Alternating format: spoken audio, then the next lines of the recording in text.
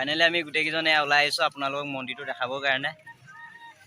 আমাৰ গাঁৱত এটা ধুনীয়া মন্দিৰ আছে, নেপালী মন্দিৰ, যিটো আপোনালোকক মই এতিয়া দেখাব গৈ আছোঁ। আহিছিলোঁ আমাৰ গাঁৱৰ মন্দিৰটো এইটোৱে হয়। এখন গেটখন আপোনালোকে চাব পাইছে। মই আপোনালোকক ভিতৰটো দেখাবলৈ চেষ্টা কৰিম। গেটত তলা মৰা আছে বৰ্তমান। যিহেতু আমাৰ গাঁৱত এটা কিমান ডাঙৰ মন্দিৰ আছে আপোনালোকে চাব পাৰে। এই মন্দিৰটো দেখাবৰ কাৰণে আপোনালোকক ইমানখিনি কষ্ট কৰিলোঁ। এইটোৱে আমাৰ মানে পিতাম্বৰ পীঠ মন্দিৰ, এতিয়া বন্ধ আছে। মন্দিৰটোৰ বিষয়ে অকণ কৈ দিয়ক। মন্দিৰটোৰ বিষয়ে অকণ কৈ দিয়ক। এইখন আমাৰ হ'ল ৰাধা কৃষ্ণ প্ৰণামী পিতাম্বৰ পীঠ ধাম। হয়, প্ৰণামী মন্দিৰ পিতাম্বৰ পীঠ ধাম। এইটো অৱস্থিত আজি প্ৰায় 125 বছৰ হ'ল। পিতাম্বৰ দেৱে এই মন্দিৰখন প্ৰতিষ্ঠা কৰিছিল। আমি শ্ৰীকৃষ্ণ প্ৰণামী বুলি জনাজাত। ইয়াত আমাৰ প্ৰায় 300 ঘৰ, আমাৰ যিখন এইবিলাক 300 ঘৰ আছোঁ। আশে পাশে আমাৰ সম্প্ৰদায় বিভিন্ন জাতিৰ মানুহ ইয়াত জনগোষ্ঠী আছে। আমি ইয়াত ৰাতিপুৱা গধূলা দিনত পাঠ পূজা হয়। পাঠ পূজা হয়। এইটো বহুত আগৰ পুৰণি ইতিহাস। আমাৰ সন্ত গুৰু কেইজনৰ ইয়াত পদগুলি আছে কাৰণে ইয়াত ধাম অৱস্থিত হৈছে। ইয়াত পাঠ পূজা চলি থাকে।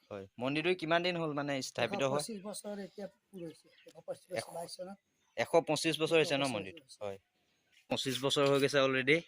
আপোনালোকক মই চাৰিও কিনাৰটো দেখুৱাবলৈ চেষ্টা কৰি আছোঁ। মন্দিৰটো চাৰিওপাশটো দেখাবলৈ চেষ্টা কৰিম। খুবেই সুন্দৰ মন্দিৰ, আপোনালোক আহিব পাৰে, চাব পাৰে, এনজয় কৰিব।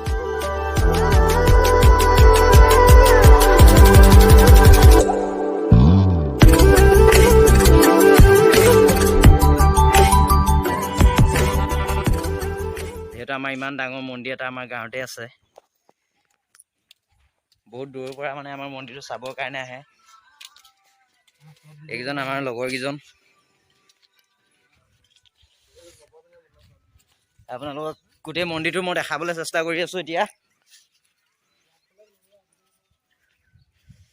এইটো চাব পাৰে আমাৰ কিমান ডাঙৰ এটা মন্দিৰ হয়। ইয়াৰ ভিতৰৰ ওপৰতো চাগে চাব নিদিব চাগে। হয়তো মই আপোনালোকক ওপৰত গৈ দেখাবলৈ চেষ্টা কৰি আছোঁ। আপোনালোকক মই যিহেতু মন্দিৰটো ওপৰতো দেখাবলৈ চেষ্টা কৰিম, চ' মই ভিতৰত সোমাই আহিছোঁ এতিয়া। যিহেতু মন্দিৰটো 2 মহলীয়া হয়,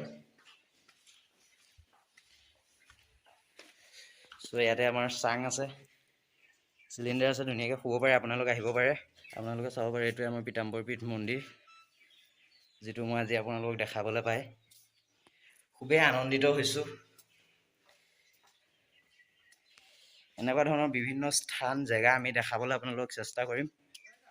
আপোনালোকে খালি মৰম চেনেহ আশীৰ্বাদ কৰি যাব। তলৰটো মই আপোনালোকক দেখাবলৈ চেষ্টা কৰি আছোঁ, চ' আপোনালোকে ভিডিঅ'টো চাই থাকক।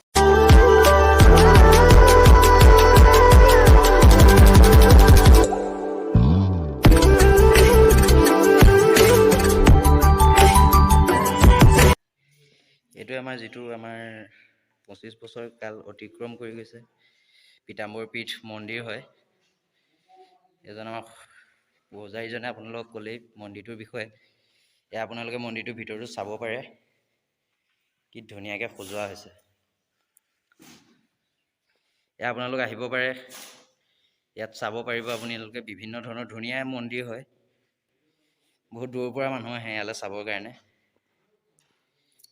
ধুনীয়াকৈ মন্দিৰ আপোনালোকক খুলি দেখাবৰ চেষ্টা কৰিছে। এইটোৱে আমাৰ পিতাম্বৰ পীঠ মন্দিৰ, যিহেতু 25 বছৰ কাল অতিক্ৰম কৰি আহিছে, 125 বছৰ কাল অতিক্ৰম কৰি আহিছে।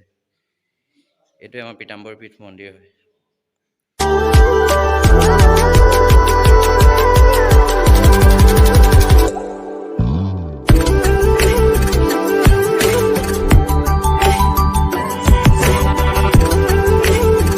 চ' গাইজ, মই মন্দিৰটোৰ ভিতৰতো দেখালোঁ।